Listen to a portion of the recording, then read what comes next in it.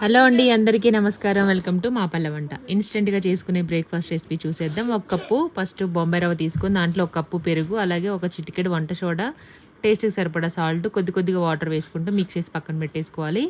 Just 5-10 నిమిషాలు నానితే సరిపోతుంది అనమాట. ఇది మరీ తిక్కుగాను మరీ లూజ్గాను ఉండకూడదు. నేను వీడియోలో చూపిస్తున్న విధంగా ఉండాలన్నమాట.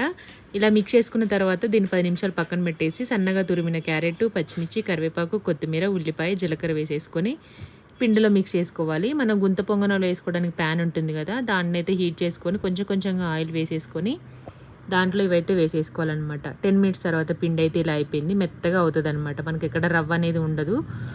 5 మినిట్స్ కావాలనుకున్న వాళ్ళు ఇంకొంచెం కొద్దిగా గరుకులుగా ఉంటుంది. అలాంటప్పుడు ఏం చేయాలంటే మన రవ్వని మిక్సీ పట్టుకోవాలన్నమాట. ఫస్ట్ నానబెట్టే ముందే మిక్సీ పట్టేసుకుంటే కొంచెం పిండిలాగా వస్తుంది.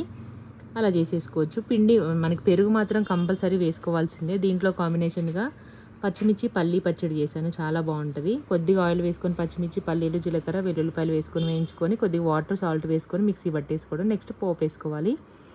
ఇలా మనకి పర్మెంటేషన్ అయిన పిండిని, ఎందుకంటే వంట సోడా వేయడం వల్ల ఒక 10 మినిట్స్ రెస్ట్ ఇస్తే ఆటోమేటిక్గా ఇది పులుస్తుంది అనమాట.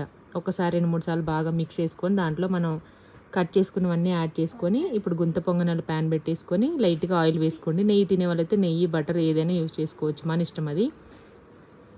ఇలా స్పూన్ తోటి ఎంతవరకు అయితే మనకి గుంటలు ఉంటాయో దాని వరకు నింపేసుకోవాలి పిండిని. కొంతమంది పెద్ద సైజులో కూడా వేసుకోవచ్చు, కొంతమంది చిన్న సైజులో. పిల్లలకి బ్రేక్ఫాస్ట్ చేస్తున్నాను కాబట్టి చిన్నగానే వేశాను.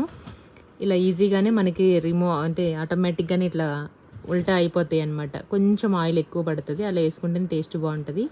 తాలింపు వేసుకున్న పల్లీ చట్నీతో టేస్ట్ చూస్తే చాలా బాగుంటుంది. ఒకసారి ట్రై చేయండి. టిఫిన్ చేయడానికి టైం లేనప్పుడు, ఇడ్లీకో దోశకో నానబెట్టకుండా మర్చిపోయినప్పుడు చాలా బాగా యూజ్ అవుతుంది. టేస్ట్ కూడా డిఫరెంట్గా ఉంటుంది.